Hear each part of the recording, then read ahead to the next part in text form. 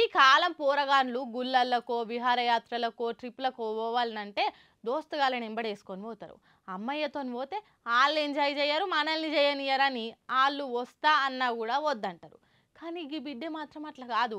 నాయనా నేను వెకేషన్కి పోతున్నా, నువ్వు కూడా రా అని అడిగింది. తండ్రి నేను రాను, నాకు పని ఉంది అనేసరికి కూతురు అలిగిందని తండ్రి ఏం చేసిండో చూస్తే మీరు కూడా వాళ్ళ ప్రేమను చూసి మురిసిపోతారు.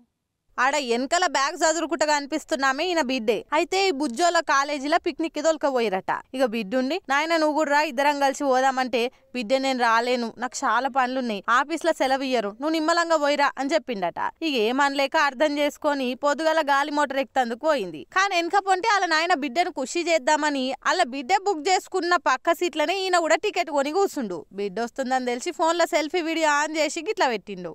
వెనక పొంటి బిడ్డ రానే వచ్చి పక్కన కూర్చుంది.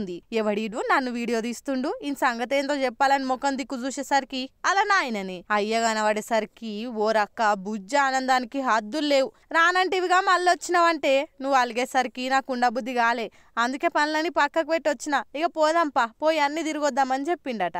ఇక ఈ వీడియో ఇప్పుడు సోషల్ మీడియాలో బాగా తిరిగేసరికి పప్పా రాక్ పాపా షాక్ అని ఆ తండ్రి కూతుర్ల బంధం చాలా బాగుందనుకుంటా కామెంట్లు పెడుతుర్రు ఇది చూసిన వాళ్ళంతా.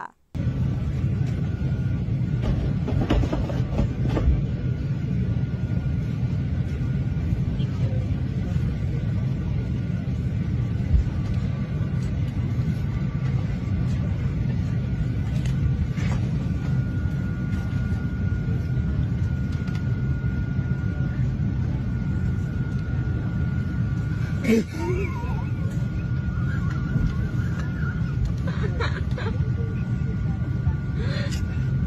was so creeped out.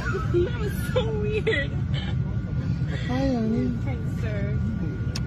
How are you? Got it.